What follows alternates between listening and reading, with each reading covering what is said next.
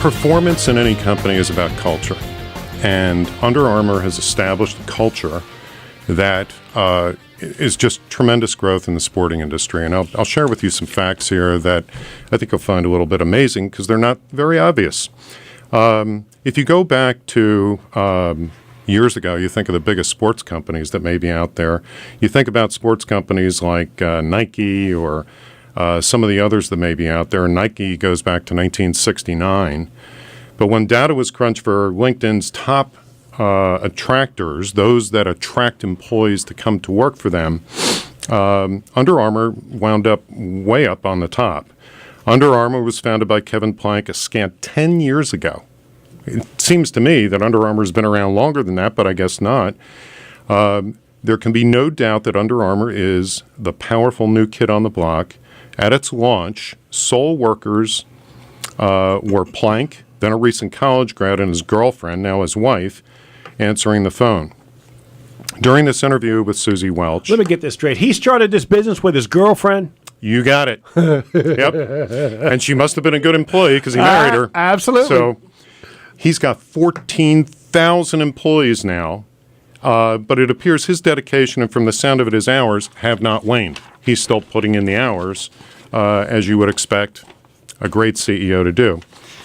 So the question was, busy times for Under Armour, and you've just had your, listen to this now, 24th consecutive quarter of 20% plus top-line growth. Yeah. I know a little bit about this company. I'm teaching my son how to buy and sell stocks, and about 6 years ago, that was one of the stocks he did some research on and we purchased, and literally that stock went from, I want to say, $8-9, which my son could afford at the time, Sure. to well over 100. Yep. So just a phenomenal operation. Unbelievable. So his response to Susie on how he's formed a company like this is he said, when it comes to conversations with people or meetings with people in the company, the things that he says back to his employees is, this is what I heard, this is what I think, and this is what we're going to do. I encourage all of our managers to understand the meaning and then clarity. I view all their opinions in making decisions. And everyone must have a voice. Everyone deserves clarity. Those are the things that increase performance and satisfaction. And he mentions the word, our employees love the company, and we love them back. So Susie Welch asked the question, you celebrate a lot around Under Armour. Why do you do that?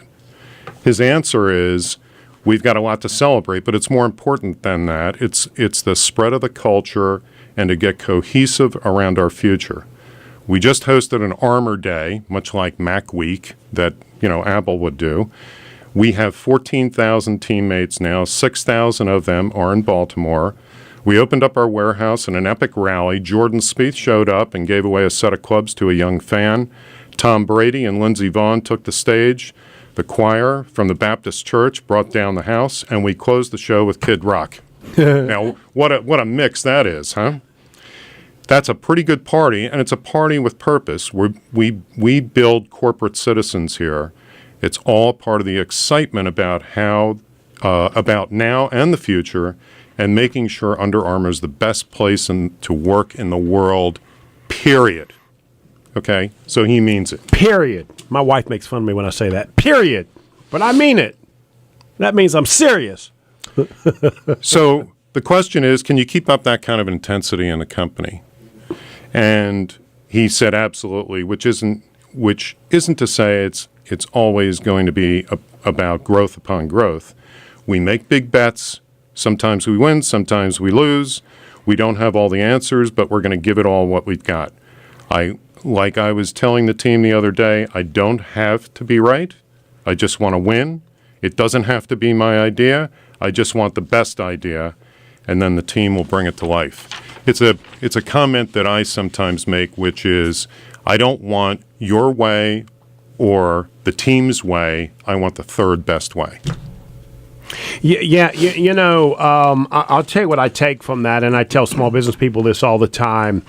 The article talks about clarity, which is an interesting way, and I translate that into training and educating the staff. It really is important that you're letting them know how you feel, how you think, and when that happens, if you're doing a good job, they're going to let you know how they're feeling and how they think, and that really will create an atmosphere that I promise you can grow from, and that growth is going to go in both directions. Employee side and staff side is going to grow, and you are going to be able to grow, and your organization is going to be able to grow as well. I really do. I think a lot of the organization, and it is interesting that his conversations are based on staff and employees. That's an interesting point. Yep. It's the energy you need to thrive.